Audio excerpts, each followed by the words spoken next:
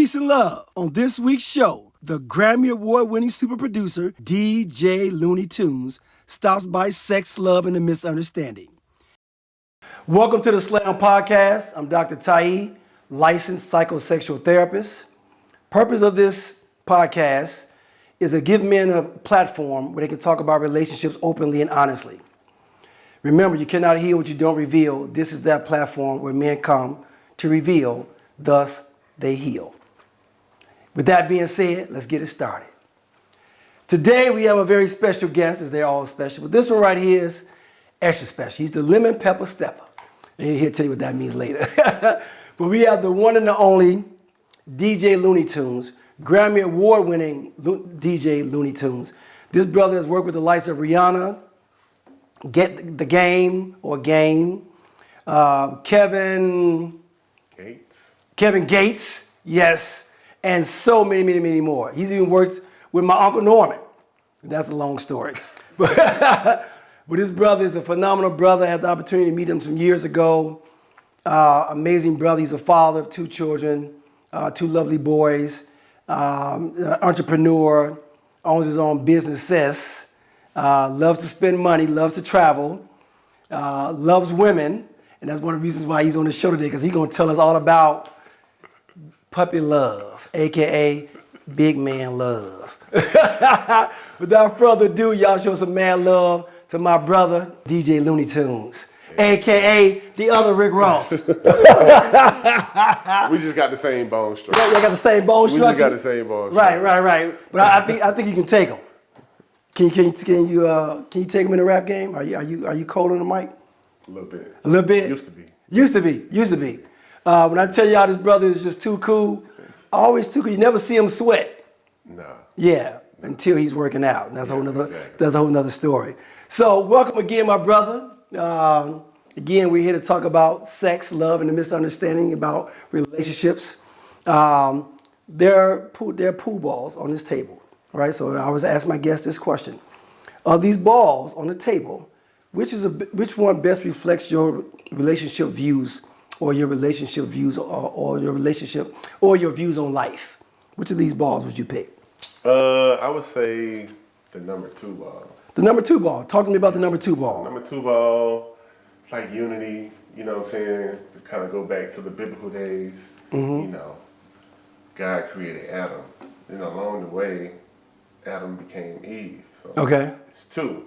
So I look at 2 as partnership, teamwork. So, you know, I say the number 2 ball kind of. The number 2 ball? Yeah. Okay. I can dig it. That's an interesting perspective. Yeah. So far this season, everybody's picked a different ball. The 2 ball, I like that perspective. So you're talking about the concept of unity. Yes. And when you say unity, you're talking about family, like as far as one man and woman, or man, whoever your partner is, having that other person that can help. Exactly. You can build together, right? And definitely not destroy You gotta understand, like, with companies, they have a team. Yes. You know, you can't make it to the top by yourself. You got the team with you, so. You know. So I take it you're not down for polygamy, because you didn't say the 3 ball. No, I mean. Not down Not for the that. 4 ball? No 5 ball? You can't can't have 4 side pieces? Just me and my significant other. Just me, you and significant other? That's all it takes is 2. Yeah, we'll discuss that one later.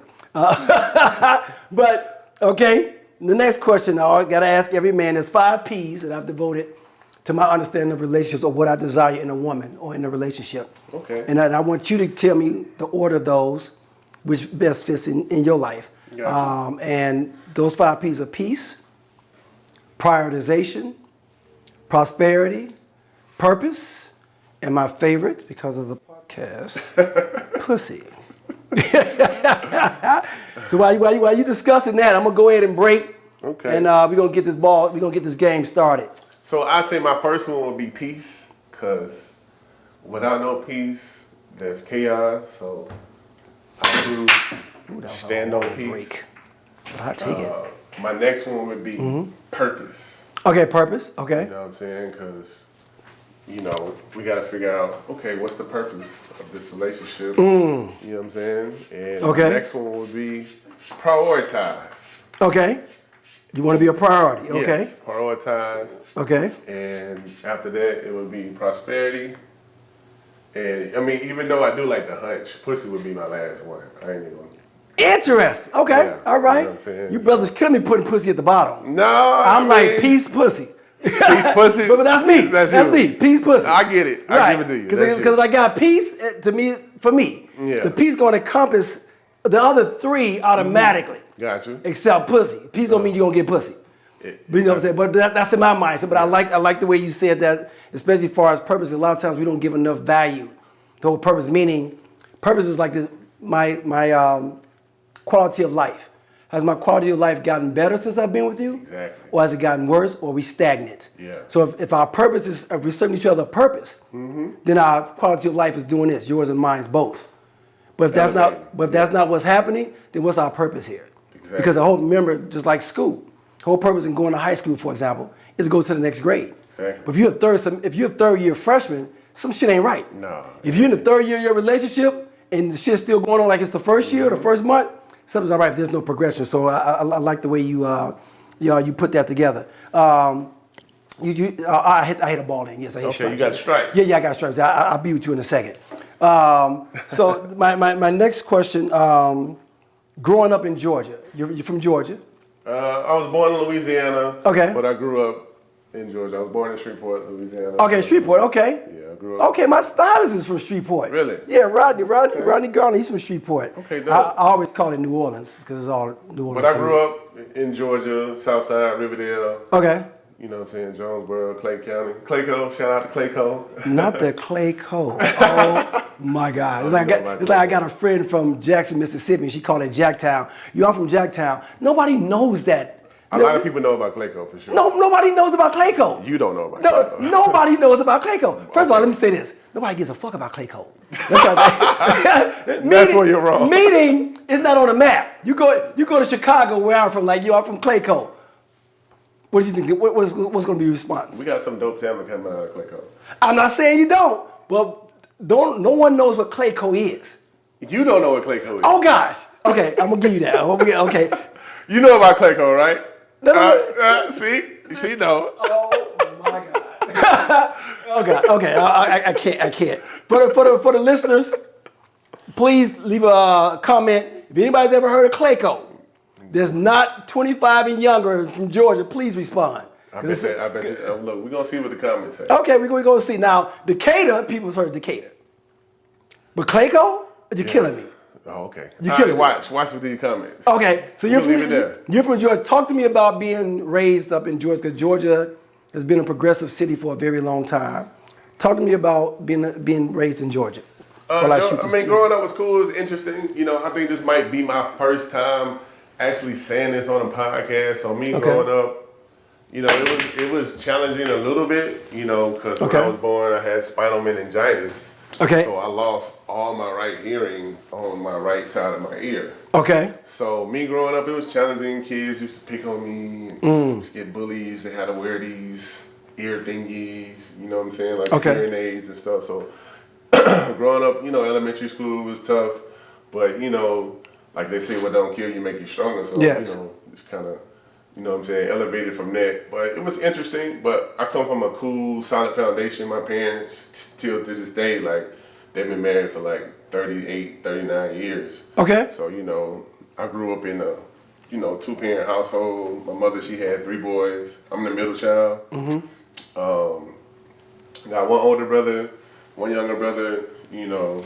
But, you know, it was cool. It was pretty interesting, you know, just kind of just finding yourself. Okay. That's when, I think I was like middle school, high school when I started tapping into my talents of, you know, music. You know, my uncle, he had bars. Okay, hold on. Before you dive into music, I want to go back to what you said about being teased regarding your hearing. How did that make you feel?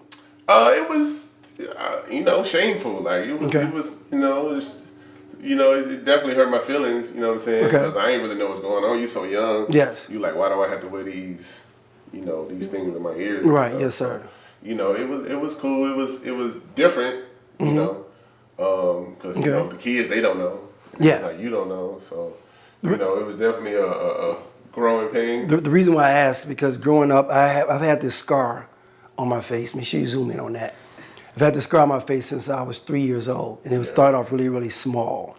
And as I grew, it grew. got bigger? Yeah, because I got burned on the radiator when I was a kid and it got infected. And so in elementary school, I would get teased a lot. I was all sorts of scar face, bacon face, like these, like So I said. you was born like that? No. Did I not just say 3 years old? I said when I was 3 years old. Oh dear God. I know what the problem is. We haven't started this podcast where we start this podcast. You throwing me out, brother. I gotta give you the official welcome, the warm welcome. Uh-oh. So that means, So first of all, hustling backwards now? yeah, we hustling back. Cause I done messed up. I apologize, S.L.A.M viewers. Cause it's like, why is he doing a push-up or pull-up? Is he exempt from the program? So what we do either one push-up or one pull-up. So today we're gonna do a push-up. I got you. See what you got up in you. So I'm gonna start off. I'm gonna do my push-up. Okay. And then you're gonna follow behind me. All right. I got you. All right.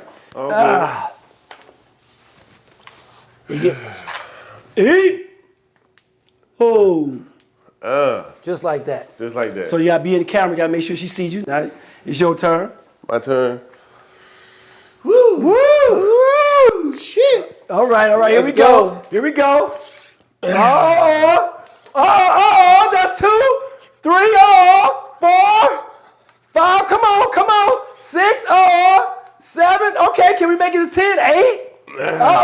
9 of them. Come on, Lemon Pepper. Woo, 10 of them. Woo! Good shit, baby.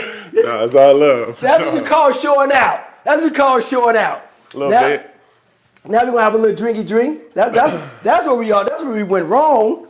We didn't get the Gotta loosen up. the libations flowing. Gotta get the blood flowing. So you want something dark or something like you the first person I've given an option to, because usually I just go right to the white Hennessy. But do you want something light or dark? Tito's. Tito's. This dude here. This dude here. Wow. All right, Tiy-E, so what we toasting to, man? You doing them damn 10 push-ups. Yeah. Let's go. To those 10 push-ups, my brother. Good stuff, my brother. No, for sure. Oh, dear God. Oh, gosh. Now we right. Now we ready for the plucking. All right. So where were we? You started talking about, I was telling you about being teased, the scar. So 7th grade, I came home. I came home crying and I'm telling my dad I was getting teased at school because he asked me why I was crying. And I said, because the kids keep talking about my scar. And he said, well, why don't you talk about them? And I was like, what do you mean? He said, well, everyone has something on them that they don't particularly like or care for. He said, if you find out, he said, it won't take you long, just give them once over, and I guarantee you'll find it. And then you start clowning them. When I tell you I became so good at clowning people, that the students in my class used to pay me money not to talk about them. Oh, you was a jokester. Man, because once I started, I would go weeks. I wouldn't stop, because I'm not bothering you. Yeah. So when you come for me, I'm going to make your life a living in front of your mama at a funeral, out in the lunchroom. No boundaries. In the middle of a test, I'm in your ear like, you know you got some bummy ass shoes on, you got holes in your shoes. I didn't give a damn. But you came for me. So you done turned into the bully. Man, no. Because again, I only retire. I'm the reaction. Gotcha. You come with the action, I'm gonna react. So I feel where you come from. Because again, during that time, I had to grow up. I had to say, you know what? Is it what they're calling me or what I'm responding to? I had to check myself. But that gave me the confidence. Now, the only time I realized I have a scar on my face, somebody say, "How'd you get that on your face?" I'm like, "What? The hair? I'm like, what are you talking about? The scar?" I was like, "Oh, damn." I said, because I forget. Because again, I'm so comfortable in my skin.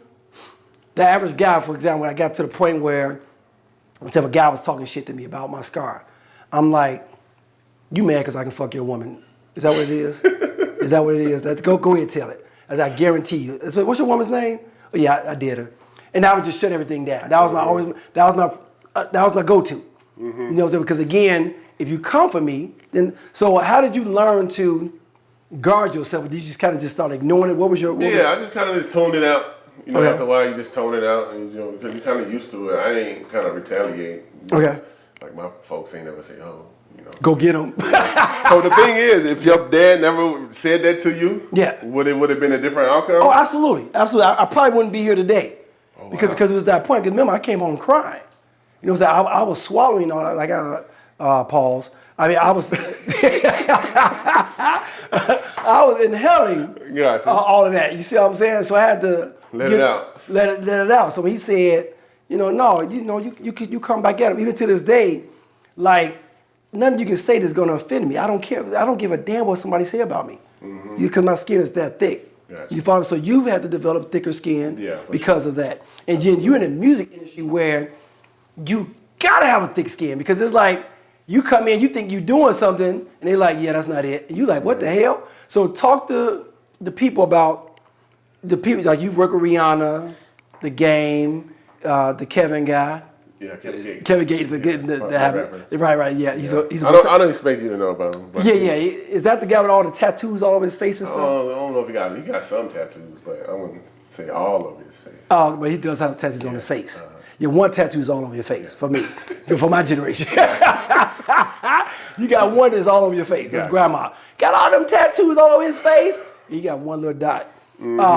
Talk to me about the music industry, how you got into the music industry, and why. And by the way, is your shot? My shot? Yes. Gotcha. So yeah, you're solid. I'm solid. So you don't run from this ass whooping.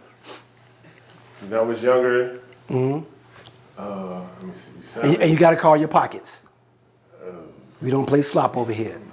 2 ball and the blue ball down. Blue balls. Yeah. Balls. Almost. They almost don't cut it. I hit it too hard. Yeah, you did. That's what she said. But so like I was saying. Okay. So my Uncle AJ, shout out to Uncle AJ. I give him his credit. He brought a keyboard for his brother, right? Okay. So, but his brother would never really play it. So I started playing tunes on a different radio, just getting familiar with it. Okay. And he seen that I took a liking into producing. Okay. No pocket. So as I got older, he started investing and buying equipment. And, I used to make beats when I wasn't at his house because he built the studio in his house at the time. So I started making beats at the home front in Clayco, as you would say. Oh gosh. Out there in Riverdale, just trying to find my niche. And just started, getting better and better. Once I got better, confidence with myself was like, okay, my beats the shit. And all right, so I started passing them out for free. Started going to these open mics. This is when I used to rap. But where did the inspiration came from? How did you make the beats up in your head? Like, where did it come from? I mean, God, honestly, because it really wasn't. It was just this is a new machine called Fruity Loops at the time, which is now FL Studio. Fruity Loops? Yeah, it's called Fruity Loops. At the time. Fruit or Loops? Fruity Loops. Fruity Loops? Fruity Loops, yeah. Ooh, okay. Yeah. That's what it was called. Not the Fruity Loops. Okay, but go ahead. So they had to end up changing their name. Yeah, I'm sure. Down the line because of General Mills, they end up getting sued or something happened. Okay, that's not why. Now they call it FL Studio. That's not why they changed their name, but go ahead. It is. So just me learning that and just kind of just progressing in that, it really wasn't no inspiration. I think I took a liking into it. It was something fun, so I did it. And then with me doing it, I started getting better at it and getting better and better. Okay. So, because I look at like, if I sucked, I would have been stopped. I'm like, okay, I'm learning this machine, these dopes, like the melodies coming out dope, the 808s is mixing, like everything sonically blending together. So I'm like, all right, cool. I know a beat ain't nothing until there's some lyrics on it. Yeah. So let me go find some artists. Then with me going out to different open mics, networking, we used to be at Club Bankhead, on the west side. That's kind of where we kind of got started off. And then that open mic turned into other different open mics around the city. So just started passing out beats. So one thing led to another. To random people or to guys or women that you know? No, it'll be people performing. It'll be like, I produce. Here's my number. Email you a pack of beats. And so on and so on. Just start networking. So a pack of beats like a pack of meat. I wouldn't say a pack of meat. It's just like, let me send you over some vibes. Okay, gotcha. Okay. You know what I mean? Here's the name of your studio is Vibes Studio. Vibes Studio. Okay, go ahead. So people started rapping on my beats. You know, Snap Movement was around. Hold on a second. This brother has one of the sexiest studios you've ever seen. Oh, yeah. Vibe Studio. But go ahead, my brother. Go ahead. So I just started passing out beats, and then my friend Riber, he introduced me to AK from PSC. Started working with him. Then you know, like I was saying with the Snap Movement, had this group called the Flow Masters. You know, they popped off. We had a song I produced called "Watch Me Do It." That took off. So the Snap Movement going. You know, as I'm elevating, just networking. Right. Met Riber through my homeboy. I think he used to work at Radio Shack, you know what I mean, back in the day. Okay. Or whatever. But, you know, he introduced me to AK, started producing for AK. Okay. This is like early 2000s. It was like 2000. Okay. So you've been in the game for a while. Yeah. So you started really young. I'm like, look, no cap, no bullshit. I'm like one of the originators of like the beat tags. Okay. So, like, what's a beat tag? Like Luney Tunez in your area. Okay. So, like, you know what I'm saying? So I'm putting my stamp on there. It was me, it was Drummer Boy, and it was Nitty. Okay. I don't really think nobody else really kind of, you know, okay. a beat tag back then. I have no idea what you're talking about. No, but the people out there in the world, they know. It's just like the Clay Code. Yeah. Okay. Okay, Clay Code. Yeah, but go ahead. So okay, the beat tag got started getting popular. That's how, you know, I was putting my steps on all my beats. Yes. So everybody like Luney Tunez. So boom, this popular mixtape come out with PSC, and one of my beats made the mixtape. You know, they hit my beat tag, so that kind of elevated or whatever. So from that, you know, still grinding, started doing beat battles. Okay. Started doing beat battles or whatever. Okay. So did this beat battle with Honey. Shout out to Honey, atlclubs.com. Okay. Did beat battle, went through like 20, 30 people going crazy. So within that beat battle, Gorilla Zoe, he pulls up. This is when Gorilla Zoe is hot, you know, when Young Jock, Boys in the Hood or whatever. He pull up, give him the beat CD. Mind you now, I'm still grinding. Years, boom, give Gorilla Zoe the beat CD. Gorilla Zoe called me the next day, I'm asleep. You know, of course, he like, oh, Block wanna meet you. You know what I'm saying? Pull up. He left a message. So I called him back. He like, yo, where you at? I played your beats with Block. You love them. Da, da, da. Okay, so for those of us who don't understand urban colloquialisms, pull up means meet me at a location. I mean, that's plain and simple. For you, for your generation. You know what I'm saying? You're not even 40 yet. So again, speaking to the older crowd, pull up means meet me at a location. But go ahead. Yeah, so of course, yeah. So Gorilla Zoe tells me to pull up. Go meet Block down on Memorial Drive. So I take it Gorilla Zoe is not his government name. Nah, of course not. Okay. That's his artist name. Gorilla Zoe. Yeah, all the girls jock beats that and that. You know? Okay, yeah, got it. Yeah, that song. Okay, got it. Okay. You know what I'm saying? So go meet Block. Block chop it up. Like, yo, you dope. I want to sign it. Long story short, I end up signing to Block. This was like 2007. And I'm signing to Block, started producing with everybody, Rick Ross, more Gorilla Zoe tracks, Young Jock, Boys in the Hood, Big E, all them. So I did that for 3 years, right? So in transitioning to that, my homeboy Nat, he started working with Future. This is when Future was getting hot. Okay. So boom, he invited me over to the studio. Shout out to Nat, you know what I'm saying? NASCAR Nat. So he invited me to the studio, start playing beats with Future. You know, the rest is really history. You know what I'm saying? Just by me working with him, you know, getting a catalog with him. Okay. He was looking for tracks from Rihanna one day. Just happened to be in the studio. Right place, right time, right beat. Okay. Played it for him. You know, that's how Love Song came about. It's called Love Song? Yeah, with him and Rihanna. Okay. So he did a hook, sent it to Rihanna. Rihanna people, they loved it. And 200 million streams later. Wow. So double platinum later. They loved it the first time they heard it. Yes, they loved it. Wow. You know what I mean? Wow. And of course, the politics kind of came behind that, you know, with, you know, getting everything, all the paperwork and stuff. But everything ended up working out smooth, but yeah. Okay. And from that, you know, all the other stuff came. But yeah, that's kind of like really like my pivotal point. And then when the album came up for a Grammy, you know what I'm saying, back in 2012, and it won, it was like, like, this is the moment, because, you know, a Grammy is like the highest achievement For music. for music. Yes. Okay. You know what I'm saying? So Okay. it's like, okay. So it's like winning the Super Bowl, Yes, football. Exactly. Okay. So I'm All right. like, it was just with me, I always kept God first on my journey. Like, So when you won that, you say, you know what? Now I gotta start. I can only wear silk underwear. Did you become silky? I say silk, but switch up the vibes. You changed the game because now you're a Grammy Award winning artist. So what was the change in you? What did you walk differently? Did you like? I wasn't walk different. It's like, okay, now you gotta sit. You talk to me. You gotta sit up straight when you talk to me. Like, you know what I mean? It's like, yeah, it ain't just Looney Tunes. It's Grammy Award winning Looney Tunes. Right. You know what I mean? Okay. You gotta put some respect on it, because it's like, I grind hard, I work hard.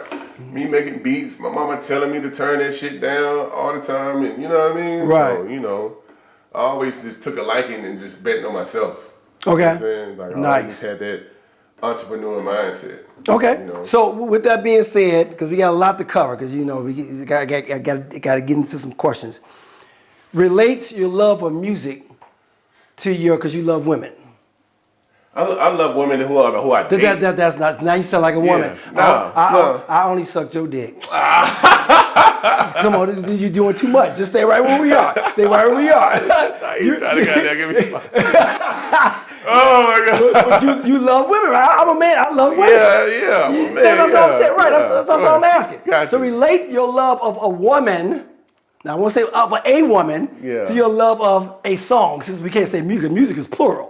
I want to say, so if you want to think that, we'll go there with me. I'm gonna go there with your ass. So now, but you want to play semantics, right? Exactly. No, but relate your love of music to your love of women. What's the correlation there? And it's your shot, by the way. Oh, okay. We on silence. We're gonna go with blue again. Okay. To the right. Okay. You know what I mean? Damn. And y'all notice he didn't call a nail shot. But go ahead. So I'm thinking. I mean, it's a little different because like music. Of course, it has its similarities, but it's still different. Music, you really got to sit down. You got to take time and making sure everything is sonically sounding together. Being in a relationship, of course, you have to take time, find each other's ebb and flow. Okay. You know what I'm saying? But I would say, like, it's a balance. It's similar, but it's different. My love for music, because, music has really kind of been all my life. I didn't grow out the womb just loving women. As I got older, it's like, okay. Yeah. So who do you choose first, women or music? What do you choose first? I mean, music is... it's been there for you. Yeah, it's been there for me. It kind of got me to where I can go to be in the position to take care of a woman and be the head of a household and be there for my kids. You know what I'm saying? Okay. But at the end of the day, I choose God first. Oh God. You know Here we go. Jesus walk. Okay, Kanye. You know what I mean? Now, I'm just being honest with you. Okay. You know what I'm saying? So you learned, because you said earlier your mom and dad been married for 38, 39 years. So those are your role models as far as marriage. Yes. Would you consider your mom and dad to have the perfect marriage? Oh, nah, of course not. And ain't no such thing as no perfect marriage. We understand that, but this is what you want to emulate, what you want to be like, or you say, Absolutely. Okay. Yeah, absolutely. Okay. I definitely love the foundation. The hard times came and fun times came, but at the end of the day, they worked it out. They still together, loving on each other. You know what I'm saying? So I think like right now, at this moment, they're loving on each other even more. Okay. With my mother, having cancer or whatever. So, it's kind of bringing them a whole lot more closer together. So it's really, a good foundation, with two people just loving on each other and just going through the motions of life. Yes. You know what I'm saying? So, it's definitely something I want to mimic. Yes. It taught me the value of the importance of just sticking beside somebody through whatever. So through whatever, because again, I'm a minister, and as far as I married a lot of my couples. So one of the things I tell couples when I'm doing the ceremony, in the premarital counseling, is we have to, by the way, it's your shot, we have to understand, for better or for worse, what does that mean? Because you say for better or for worse, so if I kidnapped your mama and locked her in the shed somewhere, does that mean we gonna stay married? So we have to, but let me say, but so we have to be able to define, because you said your mom and dad they've been through, because a lot of times we get carried away in our mind about what that means. Like, well, you know, my parents being through a lot doesn't mean it was healthy. And sometimes it's better to walk away than to. So with that being said, would you consider yourself a serial dater or a hopeless romantic? Oh, well, hopeless romantic for sure. Oh, you said that was so certain. A hopeless romantic for sure. Romantic, and he put his chest 1000%. into it. The hopeless romantic Yeah, for because sure. I don't. So like, So you're not a so serial in my dater? mindset. You're not a So serial no. So Okay. heck no, because being a serial pocket. dater, right? Okay. It's like you out here, you going on restaurant tours. I ain't got time to be sitting down dating this person one day, dating the next person one day. It's like you end up losing money Okay. that way, and it's like you losing money and you losing time trying to figure out who. But if that's your skilo, if that's your get down, Okay. I don't knock it. But for me, I'm not finna be out here crustaceans on one day, Dantellas the next day, Cheesecake Factory the next. Like, no, I don't. Okay. That ain't really been my get down. Like just a whole restaurant tour with different women. Nah, that's not my. I don't serial date. Okay. You don't serial date, but you're a hopeless romantic. So you know, in the theory is, this is Dr. Tiy-E's theory. Men control the romance, women control the sexual energy. So being a hopeless romantic, would you say that you know how to romance a woman? 1000%. Okay, so you've never been accused of being not non-romantic or unromantic? Oh no, I know how to be romantic. I'm a big teddy bear, man. You know, Oh God, this I dude. come with a lot of feng shui, man. You know what I mean? Oh. You feel me? Wow, I know how to romance. Right. You know how to romance. You know, man, if you don't know how to so romance. here's the question that's going to determine whether or not you know how to romance. So let's say you got 3 women. You got Yep. woman A, woman B, woman C, right? How do you know how to romance these 3 different women? What's the key to it? What is the key to? Yes. Mind you, there's no way you can get this question right, but go ahead and try it anyway. Give him a hint, people. Give him a hint. What's the? What's the key? It's something I've talked to you about a lot of time. What do you have to do first and foremost to know what a woman wants? I would want to say ask him a zodiac sign. That part, yes, that's important because he's a Virgo. Yes, we won the world. There are more Virgos in the world than any other sign, but they do not run the world. I repeat, they do not run the world. But go ahead. No, yeah. Yes, I am a Virgo. But yeah, I would ask him. The perfectionist, you're going to ask them what? Okay. You say that the question is what would I ask them? Yeah, A, B, and C. How do you know what they want as far as romance? Because you say I'm a hopeless romantic. How do you know how to romanticize these 3 different women? Like you said, I would first ask him his zodiac sign, and then, Would you like the answer? Yeah. Okay. Because Because it's so simple. Just ask. Hey, baby. A, how do I romance you? What's your idea of a romantic evening? B, same thing. Same question. It's that simple. Because a lot of times what we may think is, for example, I've been in a relationship where I used to buy the woman flowers all the time, flowers, and want to hold her hand walking through the park. And one day she stopped me. She's like, I got something I want to tell you. I want to hurt your feelings, but I don't like flowers.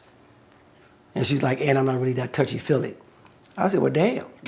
But in my mind, I'm thinking I'm being romantic. And that's what I learned. Like, I can't define romance for you. Yeah. So I have to ask you, what's your definition of romance? Yeah. That woman's like, hey, babe, I just want to sit down, pop some popcorn with me, and watch a Netflix movie. That's a romantic night for me. So we're like, well, I want to go on a trip. Whatever that is, that's when we start understanding the compatibility, because I may not be in a position to romance you the way you want to be romanced.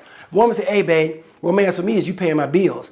No. Hell no. I'm not that guy. But I know guys that are. Because I'm pretty sure all 3 of them will have a different answer. That's my whole point. Yeah. And that's why we have to come and ask. So, it's your shot again, by the way. So I have to ask this question. Because you, as a self-defined, as you said, I'm a big teddy bear. For sure. But you love petite women. Absolutely. Which are typically 1/3 your size.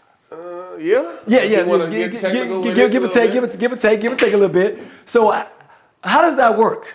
Meaning, it ain't going in. Almost. No, ain't no such thing as almost. How does that work? Meaning, do you have to be creative in the bedroom, or it works all the same, or again, because there's a weight difference. There's a significant weight difference. So how does that work for you? I wouldn't necessarily say, I mean, I ain't that big. I know I'm a big guy. You ain't that small either. I mean, I ain't big, I just ain't skinny. So for example, missionary position, Oh, yeah. I just don't see you laying on top of a woman. Man, it happens all the time. And you lay on top? What you mean? Look, I'm not a big guy. I know how to Oh, hold yes, my, you I know how to hold are. You my are a weight. big guy. So you know how to carry your weight. Yeah, so that means you got strong forearms. Yeah. That means you up here like this, and you. I mean, because you can't lay on her. Like for example, you lay on a woman, you kissing her, you into it, and you just put your body on her. Let's say the average person can do that. The average, right? In which not a whole lot, but just let's say 30%. So you're saying, as a big guy, you can do missionary just as, because again, this is a question I'm asking out of ignorance, because people don't know. It's like, Right.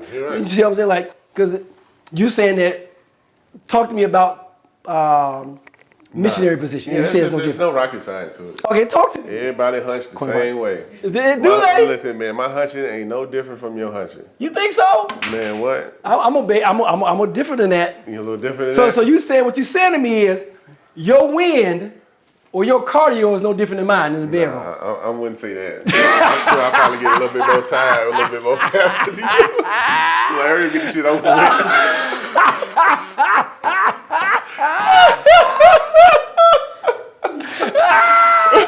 You're like, you ain't nothing yet. What? You feel me? Because you know she comes first.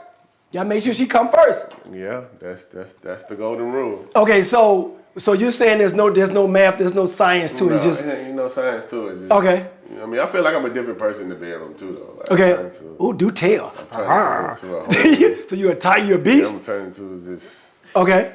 You know. So word on the street is, I heard this from a significant of yours, that you want sex every day. So you gotta be in damn good shape. Preferably. Why? Who got that much damn time? And mind you, Apparently, I absolutely love sex. Oh my God, there's nothing greater in life. When I get that feeling I want sex with it, Marvin Gaye, the most amazing artist ever. The great song. So I get it. But me, I'm a 2 to 3 times a week guy. Mm-hmm. I'm good.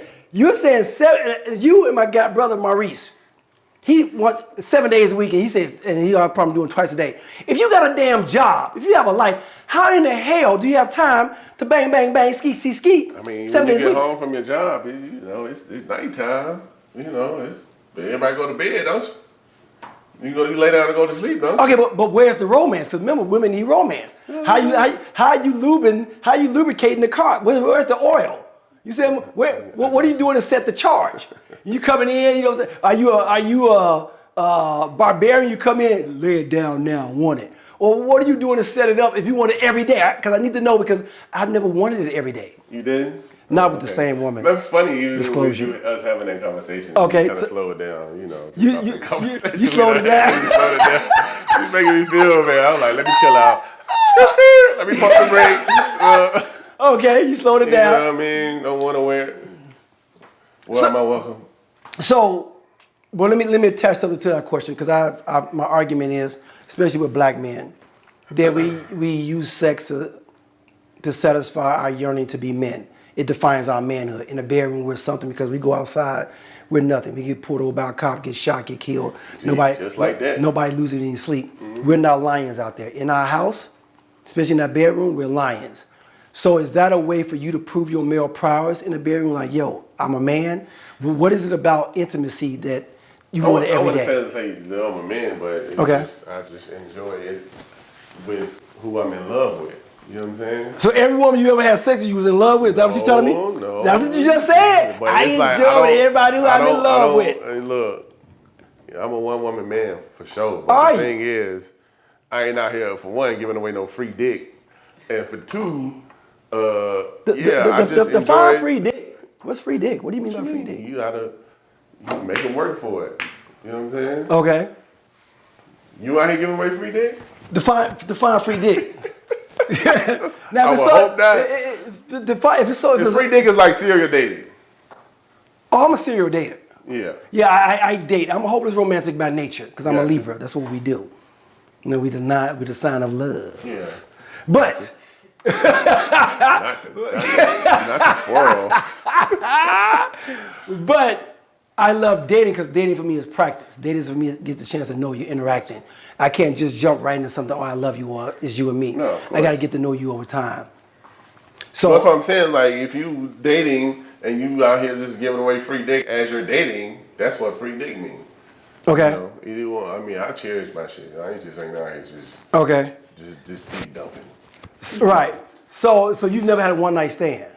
I mean, in my younger years, yeah, when I ain't know no better, absolutely. Okay, so as a grown man, you ain't went out and got nothing that didn't belong to you. Belong meaning like you're an item. You're a couple.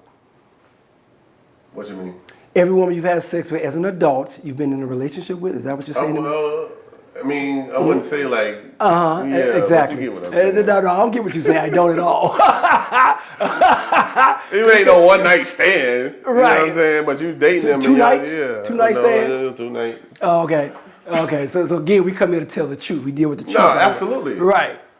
No, So absolutely. okay. I wanted to be the truth, you know. Okay. Yeah. Going back to your dating. So would you say that what is a committed relationship? What does that mean to you? Committed relationship. A committed relationship to me looks like two people coming together, growing together, understanding each other, finding each other's purpose, you know, Okay. having each other's back, you know, just being there for the kids, you know, me as a man, do what I have to do to take care of my family Okay. and hold down the household, and eventually become married, become one. So you would say that you're a provider, a protector, and you're present in your absolutely. relationship. So is that why the command or the demand for sex every night? No. Because like I'm doing my part. Yeah. I'm providing. I'm protecting you. I and get I'm where present. you're going. I get what see you're I'm saying? saying, but no, I wouldn't. It's just I enjoy doing it. It's just something. It's just that makes me innately happy. who you are. Yeah, Because you're a it's teddy just- bear. Yeah. It's just something I enjoy doing. You know. Okay. But Okay. it's like it's not every night, but Okay. you know. So because this every night thing is fascinating to me. So every night we're talking a full performance. We're talking about hour, 2 hours, 30 minutes, 20 minutes, 5 minutes. Well, Send me the deets. Tell me the details. right, because inquiring minds want to know, like, if you. It ain't no long drawn out like Okay.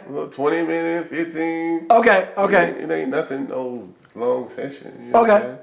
So is it for the orgasm, or is it for the pleasure of being with the woman? What are you? No, it's everything. The whole totality. So you don't have to have an orgasm. I mean, some nights I do, some nights I don't. You know, Okay. you know, So but you make sure she's taken care of. yeah, absolutely. Okay. Okay. Oh, absolutely. Yeah, Absolutely. She comes first. 1000%. Love versus stupidity. Am I going? Yes, you'll go. We've all crossed that line, right? Absolutely. Absolutely. Love Versus stupidity. Stupidity. How concerned are you with being with the woman that, meaning you've seen both sides. You've been stupid, so have I, in a relationship, and you've been in love. How do you determine the difference? How do you distinguish what's the difference between love and stupidity?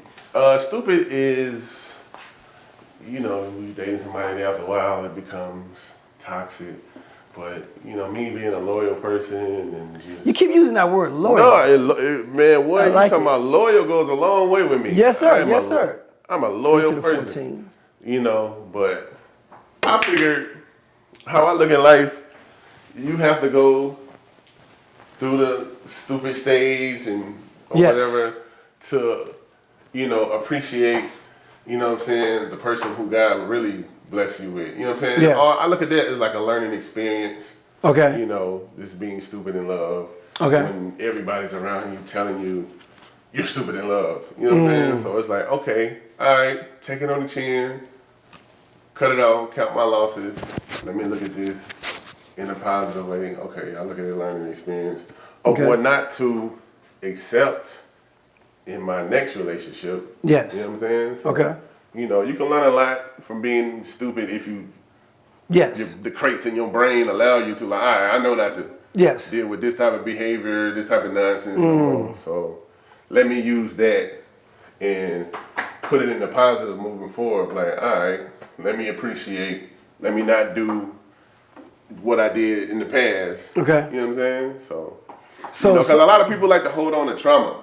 Okay. You know what I mean? Like, people go through relationships and they just holding on to old past situations and they'll bring it to their new, relationship. But then it's like, okay, you just got to find balance of this, let that shit go. Okay, because I would define, for example, stupidity as when you sacrifice your happiness to make somebody else happy. Exactly. So that means you're just not happy in that relationship, and you're doing everything in your power to make sure your mate is happy. That's what we call being stupid. 1000%. Because love is about growing together. Love is about being happy. And I define love as a beautifully constructed inconvenience. A beautifully constructed inconvenience.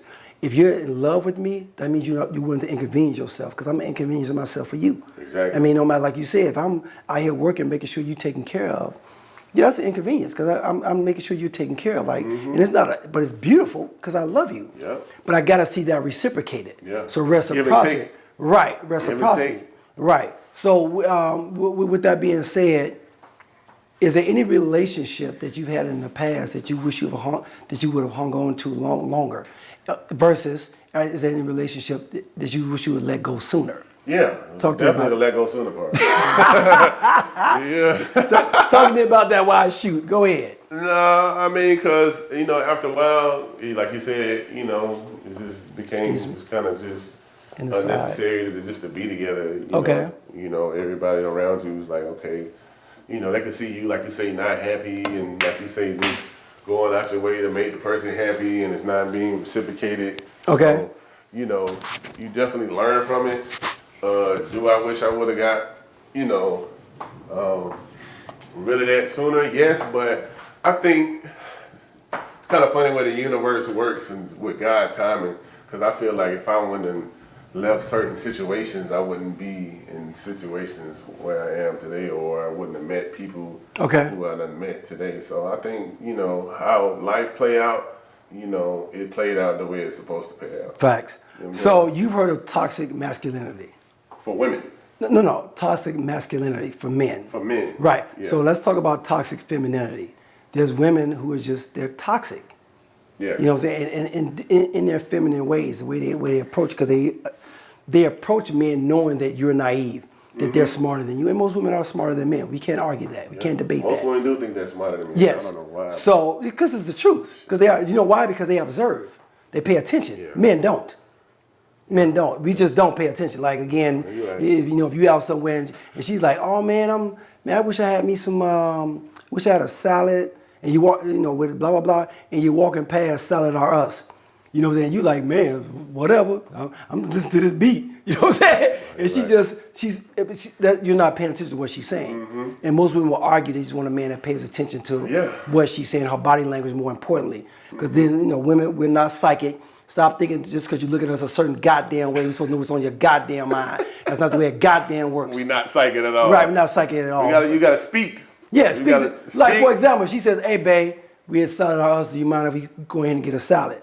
As opposed to getting these hints. Yeah. You see what I'm saying? But again, on the opposite end of that 20% of, you got to pay attention to what she's saying. Because if you just kind of like, do. Or just ask them, hey, babe, what you want to eat? Like, what you feel like eating? What's on your, you know what I mean? Or you could just be the initiator. All right, let's go get some salad. You want salad? Oh, then you still putting the ball in her court. You like, if she don't want a salad, oh, baby, I don't want salad. I got to taste for some pizza or something. You know what I'm saying? And that's that whole romance part. So you being a Grammy Award Winning artist, you being out here in this scene, do you see a difference between how women treat men who are doing their thing versus men who are not? Do you see that difference? Meaning if you got status, you in the VIP popping bottles versus the guy who stood in line for 22 hours getting the club. Talk to me about it. It's crazy how society is set up like that. Corner pocket. Okay.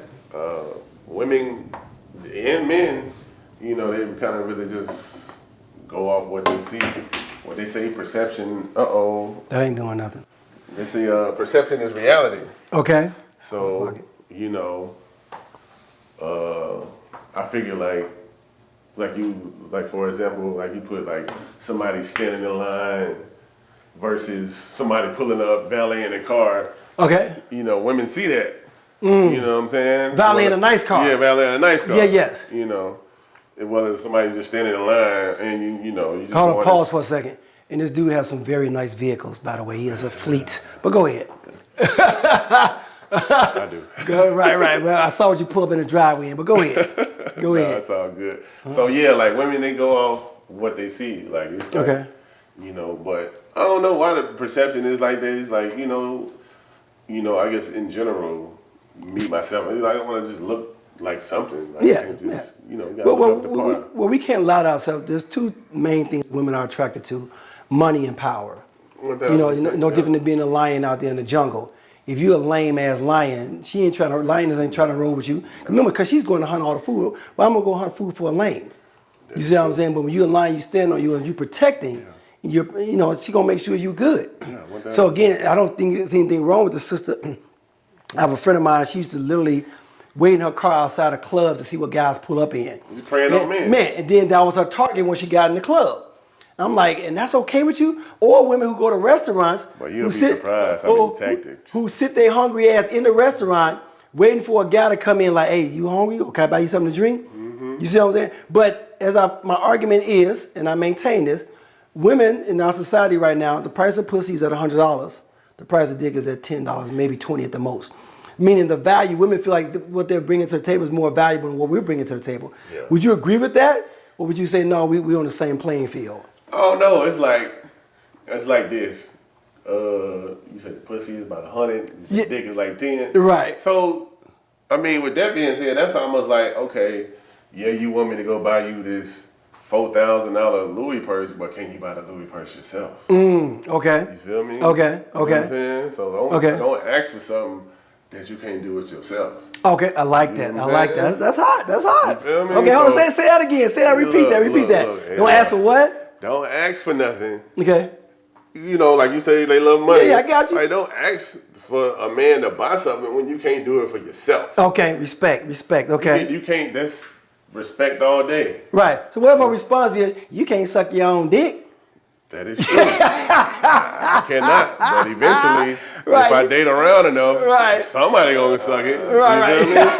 You feel me? But it's like, it's give and take. Like, how you gonna ask me to pay your light bill or pay your car note when you can't do it yourself? You know what I mean? Just like, so the thing is like, don't no woman want to be with no broke man, and don't no man want to be with no broke woman.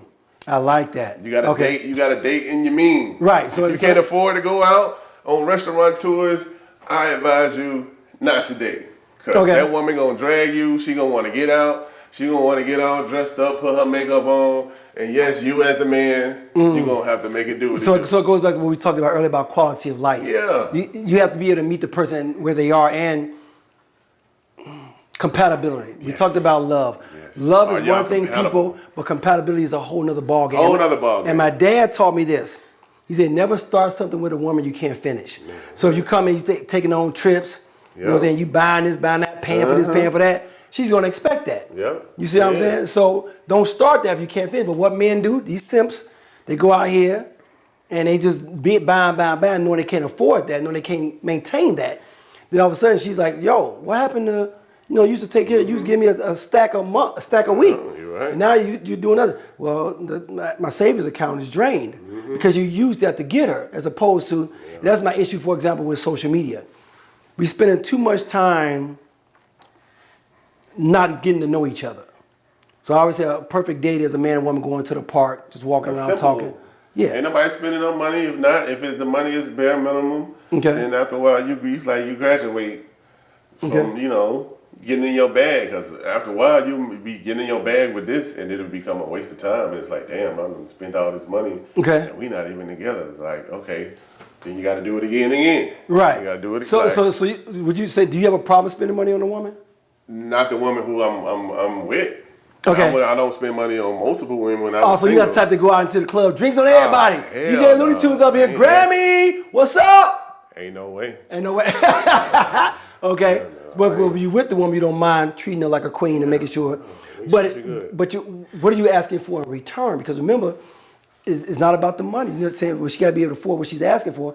What are you asking for in return? Because again, we just don't do anything for just to be doing it. No, I know, but I mean, in return, is just be there for me. You know what I mean? But do you define that, or she should know? I figure if a grown woman with the crates in her brain, like, she should know. Based off what? Where you get that from? I mean, I'm just saying, like, if you see me holding you down, like, you don't think she would know to hold me down? No, she don't. No, because again, people just don't know. Okay. And that's why, again, it's something as simple as asking a question, like, hey, I'm holding you down. This is how I want you to hold me down. For example, hey, every week, food prep for me. Make sure that clothes are washed, whatever it is you require, because we got to give the woman the benefit of the doubt. Just like men always tell women, because we get a bad rap, brothers. We get a bad rap. No, well, how you don't know? How you don't know? It's like, well, if he's never been taught. We get it hard. Right. If we've never been taught, then we don't know. Like one of the leading causes of, for example, prostate cancer is bacteria left around the rectum, because most men don't know how to properly wipe their ass. You know what I'm saying? Then I've had women, clients tell me, like, I'm tired of cleaning my husband or my guy's dirty ass drawers. Man, what? No, like you still out here streaking and you're a grown man, you got streaks in your drawers. But if you've never been taught. That be the conversation? Yes. But if you've never been taught how to clean yourself properly, and Monique said it as a woman, Monique the comedian. She said, I grew up not knowing as a big girl I was supposed to clean take at least 2 to 3 baths a day because I'm a big girl. You see what I'm saying? But if you've never been taught that, that's what I'm saying. Like, we got to give people, that goes like that compatibility piece. Because if you wouldn't have listened to me, and I can educate you, because I want you to educate me on things too. And that's why we got to be compatible, because I want you to help me to grow. Communicate. Right, but if I'm the teacher in a relationship, I'm 100% teaching, then what purpose do you serve? Because I'm building your brand. I'm building you up. Yeah. And I'm staying right where I am, because who's elevating me? So have you really, do you see that as a norm where you being the type of man you are, where you feel like that you help women to raise their brand, meaning themselves, where they're not doing the same for you? I believe in the past, but in my relationship now, we motivate and elevate each other. Okay. You know what I'm saying? That's why I would like, you telling people I'd be a fool to leave one way right now. Okay. You know what I'm saying? Good. Like, she push me, I push her. You know, we support each other. You know what I'm saying? We there for each other. Okay. It's like, I don't mind doing whatever it is. You know what I'm saying? I got it, she got it. She got it, I got it. You know what I'm saying? So, in the past, I have been in situations where it's like, I'm the teacher and, I'm building your brand and, it's just, like you say, take it on the chin and just walk away from it, learn from it, keep it moving.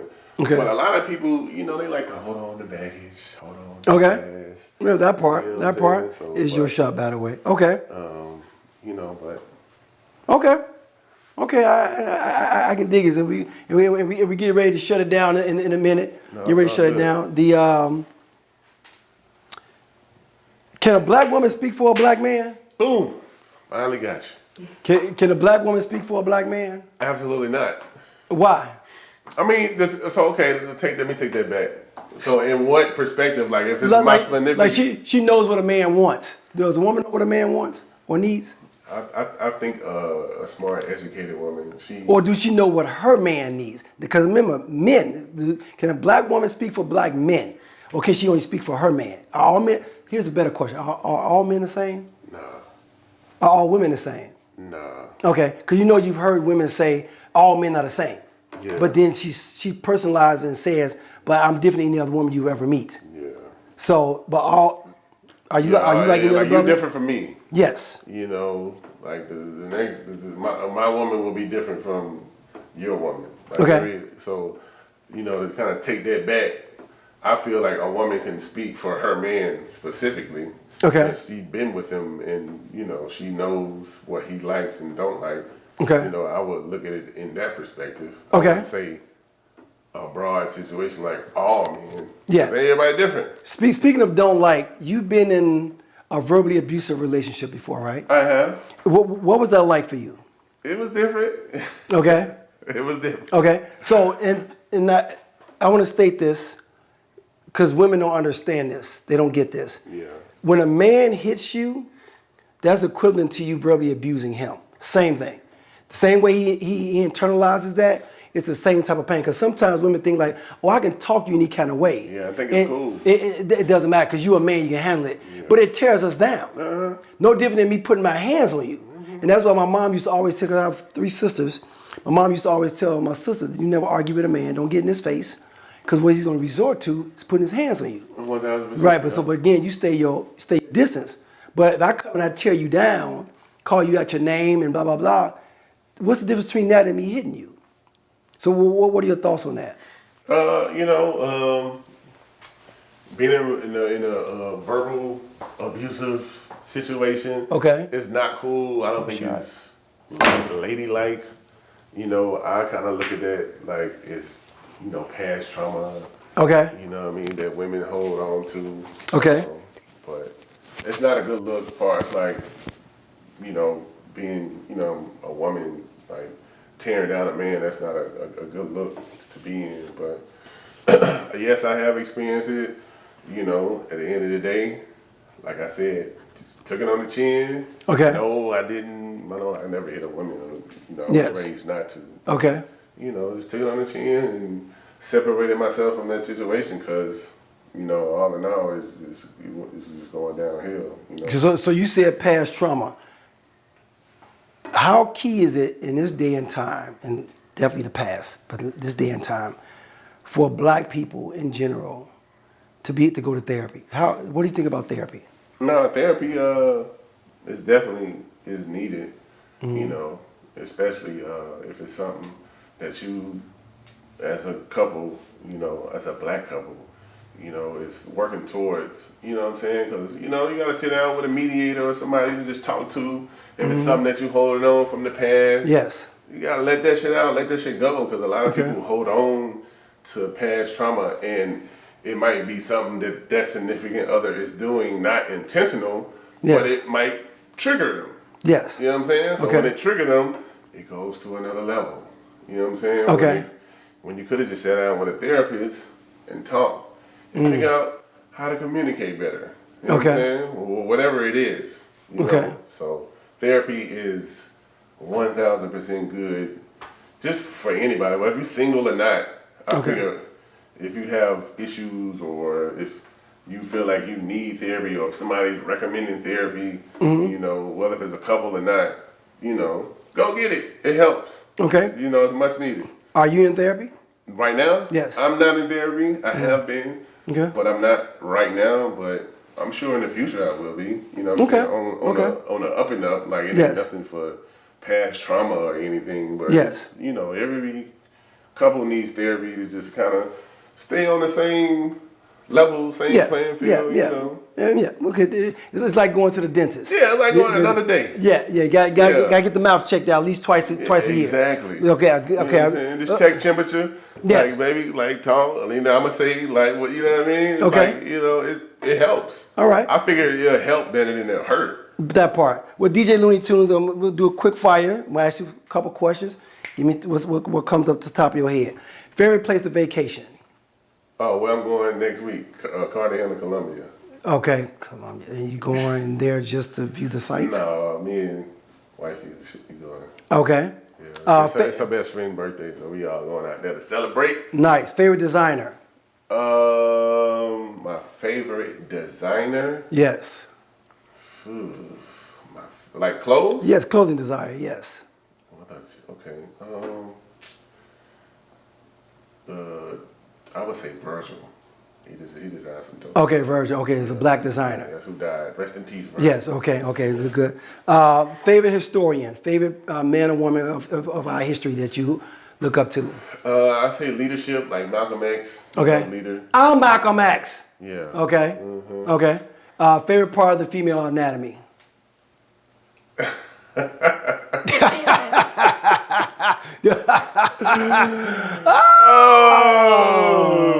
was gonna send this to my mama, man.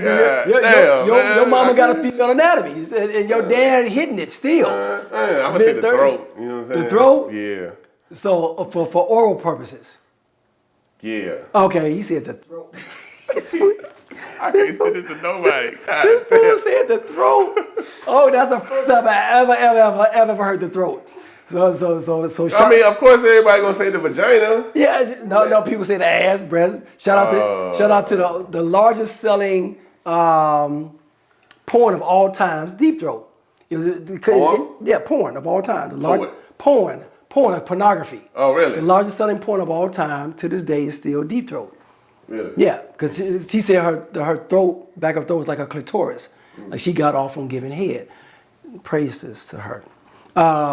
Interesting. Favorite sexual position? That's a hard one because I have many favorites. Oh gosh, this just keeps getting better. Damn. On her being on top. Okay, Yeah. okay. Female domineering position. Yeah. Last two. Favorite thing to do in the daytime? Ride and get gas off my chest. Okay. Favorite thing to do at nighttime? Hunch. That fool said hunch. Huncho muncho. My people, it's been another episode of S.L.A.M. I want to thank my very special guest, DJ Grammy Award Winning DJ Luney Tunez. Look my brother up. All the information is written below. Yeah, Look my brother up. Tools on all social media. Yeah, what you want to say to people before you get about it? What you want to say? I mean, y'all follow me. I'm an open book, so, I'm glad to be on your show. Look, we can say this. I'm proud of you, brother. Oh, no. Let me say this. This brother, about 3 years ago, he got on me and was like, hey, pause, by the way. He said to me, brother, why aren't you doing a podcast? You got all this knowledge, this insight, blah, blah, blah. Tell them how you said it to me. Go ahead. I'm like, yo, Tiy-E, like these people out here, they ain't doing what you're doing. Like, this is early on, pre-pandemic, after post-pandemic. Like, Tiy-E, do a podcast. Dr. Tiy-E, bro. Put some respect on my name. Dr. Put Tiy-E, do a podcast. Right. Yeah, I'm going to do it. And the whole year go by, Dr. Tiy-E, do the podcast, please, brother. And who did I call saying, do you know someone? And then he led me to the super producer, creative producer who's behind the scenes right now, Sister Jade, a.k.a. JD. Shout out to Jade. He was like, yo, call my girl Jade. She can make this happen for you. And how many episodes in you have? We're 5. We got six or seven in this tape. But listen, man, glad I could be of service. Well, I can tell. Appreciate you, my brother. Love you. Thank God for you. And continue to be the great brother that you are, man. Again, I'm very excited for you, very happy for you. And continue to, man, like you said, you got a queen in your life now. And y'all don't, you headed upward. Man, pay attention to her. Stay focused on what her desires are, thus she getting in return. Because she is an Aries, and Aries, as in our super producer, Jade, is an Aries. Aries get bored real fast, so you got to keep it exciting for them. I'm a whole vibe. Your whole vibe. Yo. You ain't gonna never get bored. Another episode of S.L.A.M. Thank you guys for tuning in. Remember, this is a place where men come and reveal their truth. Thus they can heal their truth. Godspeed. I'm Dr. Tiy-E, licensed psychosocial therapist. We out. Peace and love. Peace. And love. All right, come on, shoot. Yeah, that was good. Peace and love. Don't miss the next episode of Sex, Love, and the Misunderstanding.